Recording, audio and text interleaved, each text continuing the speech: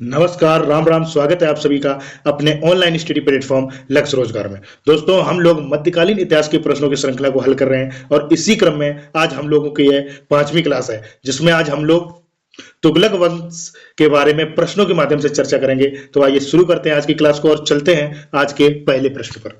पहला प्रश्न है, पूछ रहा है, भारत में किस स्थान को सिराज ए हिंद के नाम से है?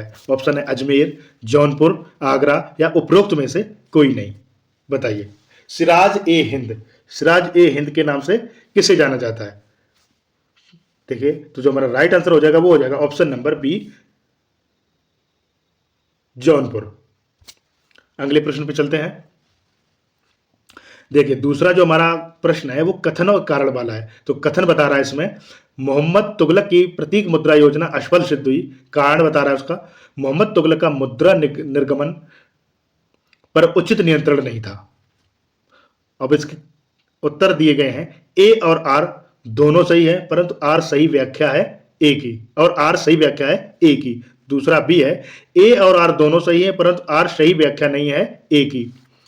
ऑप्शन सी है, ए सही है परंतु आर गलत है, और ऑप्शन डी है, ए गलत है परंतु आर सही है। बताइए क्या हो जाएगा इसका राइट आंसर? देखिए, तो इसमें जो कथन है और कारण, ये दोनों ही सही है और इसकी सही व्याख्या करता है। तो जो हमारा राइट आंसर हो जाएगा वो हो जाएगा ऑप्शन नंबर ए। अगले प्रश्न पर, जौनपुर की स्थापना किसने की थी? ऑप्शन है गयासुद्दीन तुगलक ने, मोहम्मद बिन तुगलक ने, फिरोज शाह तुगलक ने या फिर जफर खान ने। बताइए किसने की थी जौनपुर की स्थापना? तो जिसका राइट आंसर हो जाएगा वो हो जाएगा option number C, Firoz Shah Tughlaq ने क्या किया था, अपने भाई जौना खां की याद में जौनपुर की स्थापना की थी। चलते हैं अगले प्रश्न पर। मोहम्मद तुगलक ने दीवाने कोही नामक नए विभाग का सृजन किया। इसका मुख्य कार्य क्या था? ऑप्शन है परती भूमि को कृषि योग्य बनाना, भू राजस्व का बकाया संग्रह करना, उदंड सरदारों को दंडित करना या राजस्व अधिकारियों का पर्यवेक्षण करना। बताइए प्रश्न संख्या 4 का राइट आंसर क्या हो जाएगा? बताइए दीवाने कोही का क्या कार्य था? देखिए, जिसका राइट आंसर हो जाएगा वो हो जाएगा ऑप्शन नंबर ए, परती भूमि को कृषि योग्य बनाना। अगले प्रश्न में चलते हैं। निम्नलिखित में से किस शासक ने दीवान ए अमीर कोही विभाग की स्थापना की थी? बताइए, ऑप्शन है बलवन, अलाउद्दीन खिलजी, मोहम्मद बिन तुगलक और फिरोज शाह तुगलक। बताइए प्रश्न संख्या 5 का राइट आंसर क्या हो जाएगा? देखिए, जो इसकी स्थापना की थी इस विभाग की, किसने की थी? मोहम्मद बिन तुगलक ने। अगले प्रश्न पे चलते हैं। दिल्ली के किस सुल्तान ने एक पृथक कृषि विभाग की स्थापना की थी एवं फसल चक्र की योजना बनाई थी? ऑप्शन है इल्तुतमिश, बलवन, अलाउद्दीन खिलजी या मोहम्मद बिन तुगलक।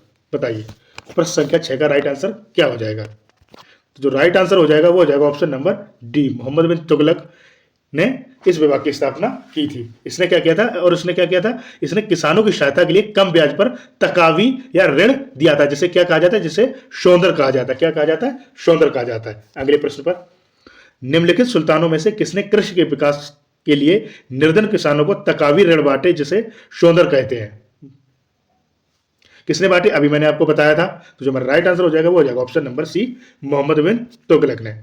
प्रश्न संख्या 8 है, मोहम्मद बिन तुगलक अपनी राजधानी दिल्ली से ले गया, कहां ले गया? ऑप्शन है दौलताबाद, कालिंजर, कन्नौज या लाहौर।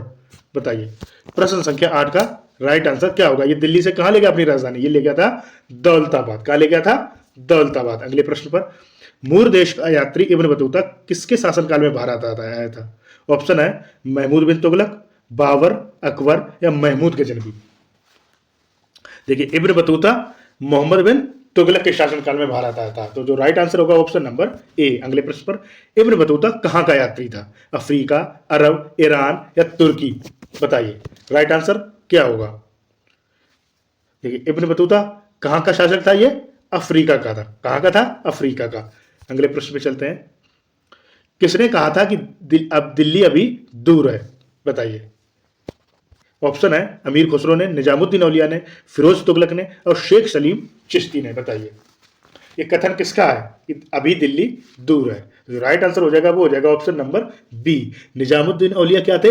यह एक प्रसिद्ध सूफी संत थे। अगले प्रश्न पे चलते हैं। दिल्ली सल्तनत का सर्वाधिक विद्वान शासक जो खगोलशास्त्र, गणित एवं आयुर्वेद सहित अनेक विद्याओं में माहिर था, कौन था? ऑप्शन है इल्तुतमिश, अलाउद्दीन खिलजी, मोहम्मद बिन तुगलक या फिर सिकंदर लोदी। बताइए प्रश्न संख्या 13 का राइट आंसर क्या हो जाएगा? देखिए जो राइट आंसर होगा वो होगा ऑप्शन नंबर सी, मोहम्मद बिन तुगलक। यह क्या था? मोहम्मद बिन तुगलक कौन था? यह गयासुद्दीन का सबसे बड़ा पुत्र था। यह तर्कशास्त्र, दर्शन, गणित, खगोल की तथा भौतिक विज्ञान का ज्ञाता था। इसको और क्या आता था? इसको पत्थर पर मूर्ति या आकृति उकरने की कला भी आती थी। ठीक है, इसी के समय में इब्न बतूता क्या हुआ था? भारत आया था। अगले प्रश्न पे चलते हैं। निम्नलिखित सुल्तानों में किसने जिन प्रभु शूरी से आधी रात तक बातचीत की थी? ऑप्शन है मुबारक शाह खिलजी, मोहम्मद बिन तुगलक, फिरोज शाह तुगलक या फिर बहलोल लोदी। बताइए किसके द्वारा जो जैन प्रभु सूरी से बात की गई थी? तो जो राइट आंसर होगा ऑप्शन नंबर बी, मोहम्मद बिन तुगलक। अगले प्रश्न पर, निम्नलिखित सुल्तानों में किसका जैन विद्वानों से घनिष्ठ संबंध था? तो अभी मैंने आपको बताया किसका था? मोहम्मद बिन तुगलक का था। अगले प्रश्न पे चलते हैं। प्रश्न संख्या 16, निम्न में से किस राजवंश के अंतर्गत विजारत का चरमोत्कर्ष हुआ था? बताइए। जो वजीर प्रथा थी वह किसके शासनकाल में चरमोत्कर्ष पर थी? बताइए किसके शासनकाल में थी चरम पर? ऑप्शन है इलवरी, तुगलक, खिलजी या लोधी। क्या होगा इसका राइट आंसर? देखिए जो इसका राइट आंसर होगा वो हो जाएगा ऑप्शन नंबर सी, तुगलक काल को विजारत का स्वर्ण काल भी कहा गया है। अगले प्रश्न पर चलते हैं। निम्नलिखित में से दिल्ली का कौन पहला सुल्तान था जिसने होली के उत्सव में भाग लिया? ऑप्शन है अलाउद्दीन खिलजी, मुबारक शाह खिलजी, मोहम्मद बिन तुगलक और फिरोज शाह तुगलक। बताइए होली में किसने भाग लिया था? तो जो राइट आंसर हो जाएगा वो हो जाएगा ऑप्शन नंबर सी, मोहम्मद बिन तुगलक। चलते हैं अगले प्रश्न पर। प्रश्न संख्या 18, निम्नलिखित में से किसने सल्तनत काल में डाक व्यवस्था का विस्तृत विवरण दिया है? ऑप्शन है अमीर खुसरो, इब्न बतूता, सुल्तान फिरोज शाह या फिर जियाउद्दीन बरनी। बताइए प्रश्न संख्या 18 का राइट आंसर क्या हो जाएगा? किसने दिया था डाक व्यवस्था का विस्तृत वर्णन? ये दिया था इब्न बतूता ने। तो जो राइट आंसर हो जाएगा वो हो जाएगा ऑप्शन नंबर बी। प्रश्न पे चलते हैं। भारत में सर्वप्रथम सांकेतिक मुद्रा टोकन करेंसी का प्रचलन किया था? किसने किया था? इल्तुतमिश ने, अलाउद्दीन खिलजी ने, मोहम्मद बिन तुगलक ने या शेरशाह सूरी ने? किसके द्वारा ये टोकन करेंसी सिस्टम लागू किया गया था? बताइए। ये जो राइट आंसर हो जाएगा वो हो जाएगा ऑप्शन नंबर सी, मोहम्मद बिन तुगलक के द्वारा। इसने क्या किया? सर्वप्रथम सांकेतिक मुद्रा का प्रचलन इसी के द्वारा किया गया था। ठीक है, क्यों किया गया था? क्योंकि इसके खजाने में चांदी की कमी हो गई थी। किस लिए कमी हो गई थी? क्योंकि इसने अपनी राजधानी को दिल्ली से दौलताबाद स्थानांतरित किया, जिसमें इसका बहुत अधिक सारा खजाना खाली हो गया था। अगले प्रश्न पर, अमीर शादों की नियुक्ति करने वाला प्रथम सुल्तान कौन था? ऑप्शन है अलाउद्दीन खिलजी, गयासुद्दीन तुगलक, मोहम्मद बिन तुगलक या फिरोज शाह तुगलक। बताइए अमीर और शादों की नियुक्ति किसके द्वारा की गई थी? देखिए जो उसका राइट आंसर हो जाएगा वो हो जाएगा ऑप्शन नंबर सी, मोहम्मद बिन तुगलक। ये क्या है? ये भारत आने वाले सभी विदेशियों का बहुत सम्मान किया करता था। मोहम्मद बिन तुगलक जो था ये भारत में आने वाले सभी विदेशियों का बहुत अधिक सम्मान करता था। इसने भारत में आने वाले सभी विदेशियों को क्या किसकी उपाधि दी थी? अजीज की उपाधि दे रखी थी। और इन्हीं विदेशी अमीरों को अमीर शादों भी कहा जाता था। अगले प्रश्न पे चलते हैं। मोहम्मद बिन तुगलक की चारों योजनाओं पर विचार कीजिए। ऑप्शन है राजधानी परिवर्तन, दोआब में राजस्व वृद्धि, खुरासान अभियान या फिर सांकेतिक मुद्रा। बताइए जो हमारा राइट आंसर हो जाएगा वो हो जाएगा ऑप्शन नंबर डी, यानी सांकेतिक मुद्रा। इसके द्वारा चलाई गई थी, इसी के द्वारा चलाई गई थी, मोहम्मद बिन तुगलक के द्वारा। अगले प्रश्न पे चलते हैं। निम्नलिखित सुल्तानों में से कितने बहराइच में सैयद सालार मसूद गाजी की दरगाह की यात्रा की थी? बताइए। ऑप्शन है गयासुद्दीन तुगलक, मोहम्मद बिन तुगलक, फिरोज शाह तुगलक या फिर बहलोल लोदी। बताइए किसके द्वारा बहराइच में सैयद सालार मसूद गाजी की दरगाह पर यात्रा की गई थी? देखिए इसका जो राइट आंसर होगा वो होगा बी, मोहम्मद बिन तुगलक के द्वारा। देखिए मोहम्मद बिन तुगलक ने क्या किया था? इब्न बतूता के साथ इस दरगाह की यात्रा की थी। प्रश्न पे चलते हैं। प्रश्न संख्या 24, वह दिल्ली सुल्तान जिसके यहाँ चीन के मंगोल सम्राट का एक शिष्टमंडल कुछ बौद्ध मंदिरों को देखने की अनुमति के लिए आया था, कौन था? ऑप्शन है बलवन, मोहम्मद बिन तुगलक, फिरोज तुगलक या फिर सिकंदर लोदी। बताइए चीन के मंगोल सम्राट का जो शिष्टमंडल था वो किसके शासनकाल में दिल्ली आया था? राइट आंसर हो जाएगा वो हो जाएगा ऑप्शन नंबर बी, मोहम्मद बिन तुगलक के टाइम में। किसके टाइम में? मोहम्मद बिन तुगलक के टाइम पे। और देखिए मोहम्मद बिन तुगलक के चीन के साथ मैत्रीपूर्ण संबंध थे। कैसे संबंध थे? मैत्रीपूर्ण। और 1341 में, ये कब आए थे? 1341 में, जो चीनी सम्राट तोगन तिमूर था, क्या था? तोगन तिमूर, इसने क्या किया था? अपने शिष्टमंडल को दिल्ली भेजकर हिमालय के क्षेत्रों में जो मौजूद बौद्ध मंदिरों थे उनके जीर्णोद्धार के आज्ञा मांगी थी। अगले प्रश्न पे चलते हैं। रतन नाम के हिंदू को किसके शासनकाल में राजस्व अधिकारी के रूप में नियुक्त किया गया था? ऑप्शन है मोहम्मद बिन तुगलक, फिरोज तुगलक, गयासुद्दीन तुगलक या फिर बहलोल लोदी। बताइए, रतन नाम के जो हिंदू को राजस्व अधिकारी के रूप में किसने नियुक्त किया था? बताइए। प्रश्न संख्या 25 का राइट आंसर क्या होगा? देखिए, ये किया गया था मोहम्मद बिन तुगलक के द्वारा, तो उसका राइट आंसर हो जाएगा ऑप्शन नंबर ए। अगले प्रश्न पे चलते हैं। प्रश्न संख्या 26, निम्नलिखित सुल्तानों में से किस एक ने सबसे दीर्घ अवधि तक शासन किया था? ऑप्शन है बलबन, अलाउद्दीन खिलजी, मोहम्मद बिन तुगलक या फिर बहलोल लोदी। बताइए, सबसे अधिक समय तक किसने शासन किया था? देखिए, अब मैं आप लोगों को इसका शासनकाल बता देता हूं। बलबन ने कब से कब तक किया था? बलबन ने किया था 1265 ईस्वी से 1265 से इसका था 1287 तक। ये लगभग था इसका 22 वर्ष के करीब। क्लियर है? अलाउद्दीन ने कब से कब तक? 1296 से 1316 तक, 1296 से 1316 ईस्वी तक, लगभग 20 वर्ष। और मोहम्मद बिन तुगलक ने 1325 से 1351 तक, लगभग 26 वर्ष तक शासन किया। और जो बहलोल लोदी था, इसने कब से कब तक किया था? इसने किया था 1451 से 1489 तक, 1489 तक किया था। लगभग कितने वर्ष? 38 वर्ष तक। कितने वर्ष तक? 38 वर्ष तक। तो जो राइट आंसर हो जाएगा वो हो जाएगा option number D, Bahlol Lodi. अगले प्रश्न पे चलते हैं। दिल्ली के किस सुल्तान ने अलाई अमीरों को ख्वाजा ताश या सहदास माना था? बताइए। ऑप्शन है कुतुबुद्दीन मुबारक खिलजी, खुसरो शाह, गयासुद्दीन तुगलक या मोहम्मद बिन तुगलक। बताइए, प्रश्न संख्या 27 का राइट आंसर क्या होगा? किसने? बताइए। देखिए, जो हमारा राइट आंसर होगा वो होगा गयासुद्दीन तुगलक। गयासुद्दीन तुगलक ने जो अलाई अमीरों को ख्वाजा ताश या अरब ताश माना था, क्योंकि ये जितने भी दरबारी थे ये इसमें अधिकतर अलाउद्दीन के खरीदे हुए गुलाम थे। अगले प्रश्न पे चलते हैं। इनमें से किस सुल्तान ने देवगिरी का नाम कुब्तुल इस्लाम रखा था? ऑप्शन है अलाउद्दीन खिलजी, फिरोज शाह तुगलक, मोहम्मद बिन तुगलक या अबू बकर शाह। बताइए, प्रश्न संख्या 28 का राइट आंसर क्या हो जाएगा? देखिए, इसका जो राइट आंसर होगा वो होगा ऑप्शन नंबर सी। इसने क्या किया था? इसने 1326 से 27 ईस्वी में अपनी राजधानी देवगिरी से दौलताबाद परिवर्तित करने का निर्णय लेकर उसका नाम क्या कर दिया था? कुतुबुल इस्लाम रख दिया था। क्या नाम रख दिया था? कुतुबुल इस्लाम रख दिया था। और इससे पहले देवगिरी का नाम ये किसने परिवर्तित किया था?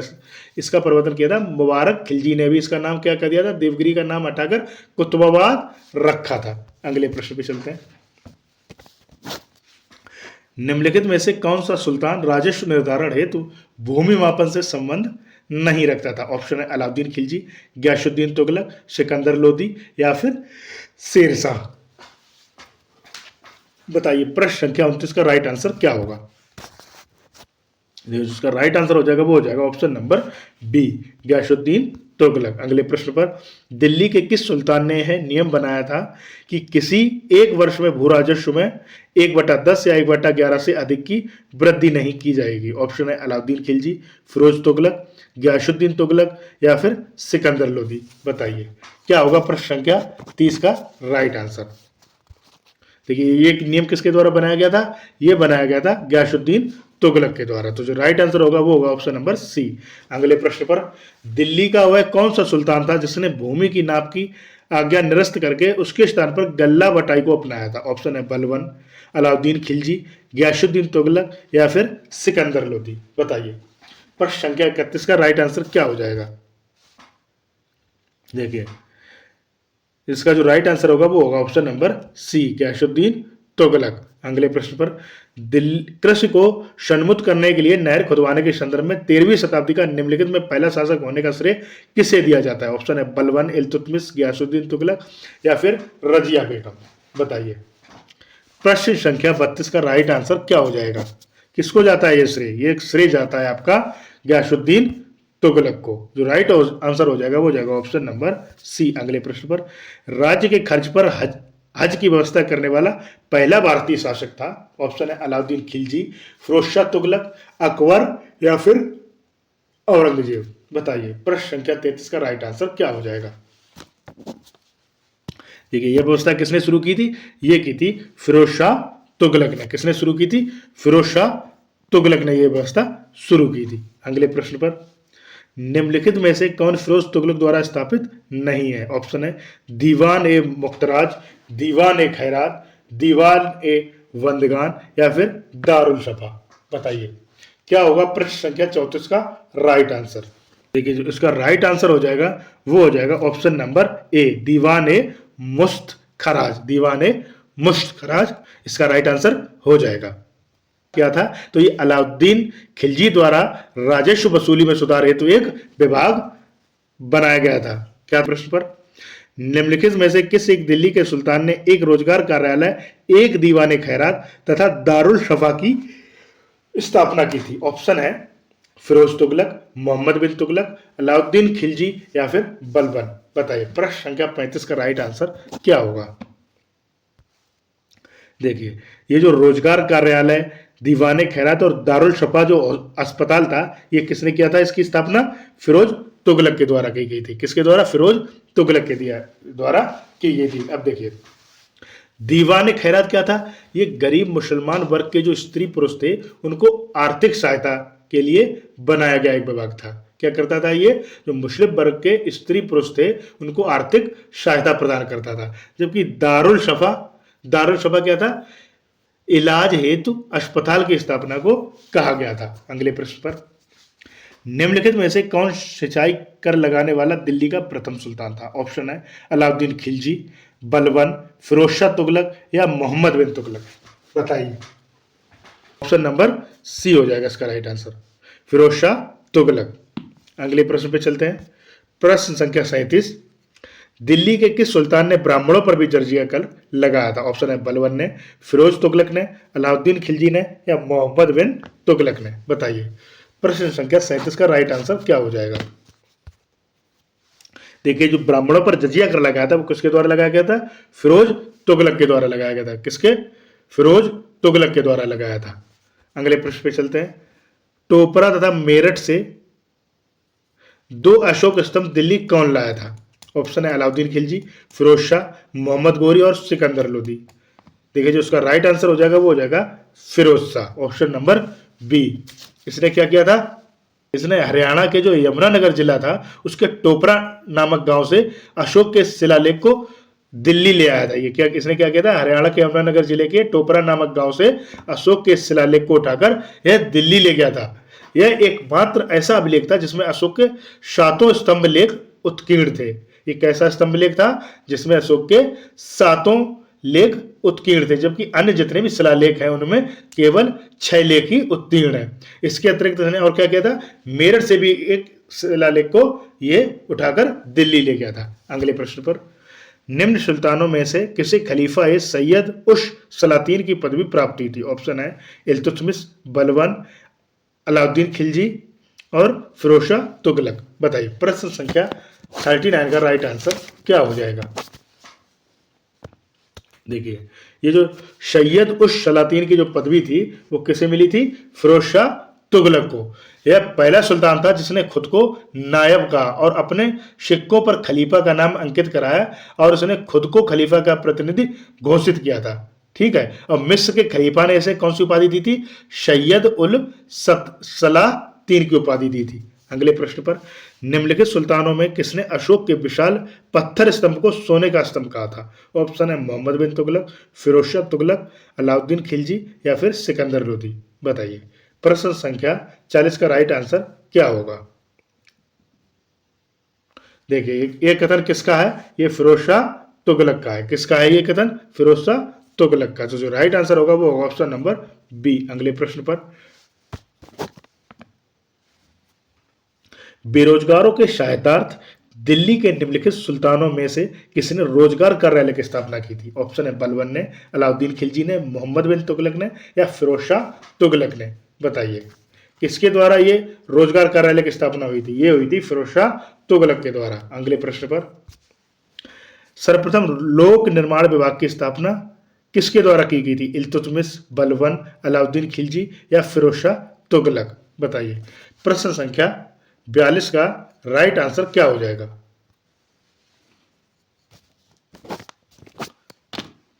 देखिए इसका जो राइट आंसर हो जाएगा वो हो जाएगा option number D, Firoz Shah Tughlaq. इसने क्या किया था? इसने 300 से अधिक नए नगरों का निर्माण कराया था।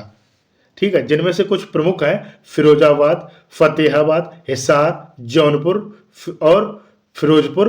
और उसके अलावा इसने क्या किया? फिरोज शाह कोटला भी का निर्माण भी कराया था। प्रश्न संख्या 43, तैमूर ने किसके शासनकाल में भारत पर आक्रमण किया और दिल्ली को लूटा? ऑप्शन है इल्तुतमिश, मोहम्मद बिन तुगलक, नसरुद्दीन मोहम्मद या बहलोल लोदी। बताइए किसके शासनकाल में तैमूर ने भारत पर आक्रमण कर दिल्ली को लूटा था? बताइए। प्रश्न संख्या 43 का राइट आंसर क्या होगा? तो उसका राइट आंसर हो जाएगा वो हो जाएगा option number C, Nasiruddin Mahmud. 1398 में,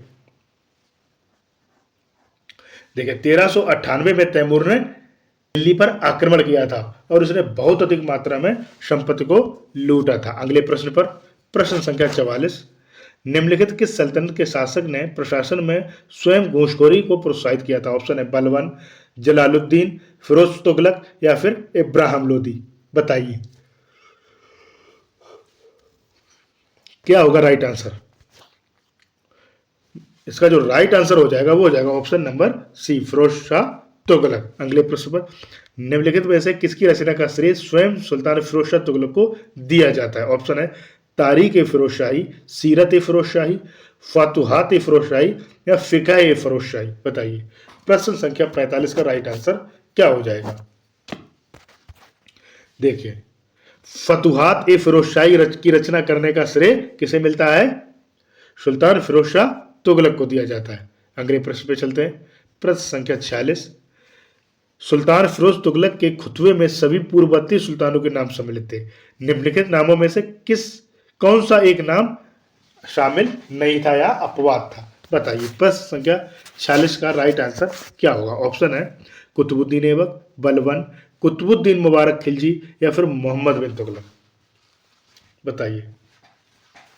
देखिए इसका जो खुतबा था उसमें सभी नाम बलबन, मोहम्मद बिन तुगलक, कुतुबुद्दीन मुबारक खिलजी ये सारे नाम शामिल थे, लेकिन एक कुतुबुद्दीन ऐबक का नाम शामिल नहीं था। फिरोज शाह तुगलक ने उपज का 1/10 भू राजस्व के रूप में वसूल किया। जागीर भूमि से, खालिशा भूमि से, ऊशरी भूमि से या मदद ए माश भूमि से? बताइए क्या होगा इसका राइट आंसर? तो जो 1/10 भू राजस्व था ये कहां से वसूला गया था? ये वसूला गया था ऊशरी भूमि से। अगले प्रश्न पर, शशगनी चांदी का एक छोटा सिक्का था जो बराबर था, किसके बराबर था? 4 जीतल के, 8 जीतल के, 6 जीतल के या फिर 10 जीतल के? बताइए। प्रश्न संख्या 48 का राइट आंसर क्या हो जाएगा? इसका जो राइट आंसर हो जाएगा वो हो जाएगा ऑप्शन नंबर बी, 6 जीतल के। क्या हो जाएगा? 6 जीतल के बराबर माना जाता था। अगले प्रश्न पर, निम्नलिखित में से किस राजवंश के सुल्तानों ने शामर्ता खलीफा के नायब के रूप में अपना नाम सिक्कों पर अंकित कराया था? ऑप्शन है खिलजी, लोधी, तुगलक और सैयद। बताइए। प्रश्न संख्या 49 का राइट आंसर क्या होगा? खलीफा के नायब के रूप में अपना नाम सिक्कों पर किसने अंकित कराया था? तो जो हमारा राइट आंसर हो जाएगा वो हो जाएगा ऑप्शन नंबर सी, तुगलक वंश ने कराया था। अगले प्रश्न पर, दिल्ली के किस सुल्तान ने सर्वप्रथम मुस्लिम स्त्रियों को दिल्ली के बाहर स्थित मजारों पर जाने पर प्रतिबंध लगा दिया था? ऑप्शन है बलबन, मोहम्मद बिन तुगलक, फिरोज तुगलक या फिर अलाउद्दीन खिलजी। बताइए। प्रश्न संख्या 50 का राइट आंसर क्या होगा? तो ये जो प्रतिबंध लगाया गया था यह लगाया गया था फिरोज तुगलक के द्वारा। किसके द्वारा? फिरोज तुगलक के द्वारा। जो राइट आंसर होगा वो हो जाएगा ऑप्शन नंबर सी। अगले प्रश्न पर, इतिहासकार जियाउद्दीन वर्नी के अनुसार दिल्ली का आदर्श सुल्तान कौन था? बलबन, अलाउद्दीन खिलजी, फिरोज शाह तुगलक या फिर बहलोल लोदी? बताइए। प्रश्न संख्या 51 का राइट आंसर क्या होगा? देखिए जियाउद्दीन वर्नी के अनुसार दिल्ली का आदर्श सुल्तान कौन था? फिरोज शाह तुगलक था। अगले अगले प्रश्न पर, किस वंश के सुल्तानों ने सबसे अधिक समय तक देश में राज्य किया? ऑप्शन है खिलजी वंश, लोधी वंश, दास वंश और तुगलक वंश। बताइए। देखिए जिसका राइट आंसर हो जाएगा वो हो जाएगा ऑप्शन नंबर डी, 1320 से 1414 तक। अगले प्रश्न पर, इनमें से किसने दिल्ली को विश्व के उच्चतम शहरों में से एक के रूप में बताया? ऑप्शन है इब्न बतूता, अलबरूनी, फरिश्ता या फिर अबुल फजल। बताइए प्रश्न संख्या 53 का राइट आंसर क्या होगा? देखिए इसका जो राइट आंसर हो जाएगा वो हो जाएगा option number A. Ibn Battuta ने अपनी जो रचनाएं हैं उनमें क्या कहा है? दिल्ली को विश्व के उत्कृष्टतम शहरों में से एक बताया है। अगले प्रश्न पे चलते हैं। जौनपुर राज्य का अंतिम शासक कौन था? बताइए। जौनपुर राज्य का अंतिम शासक कौन था? तो जो राइट आंसर हो जाएगा वो हो जाएगा option number B, Hussain Shah.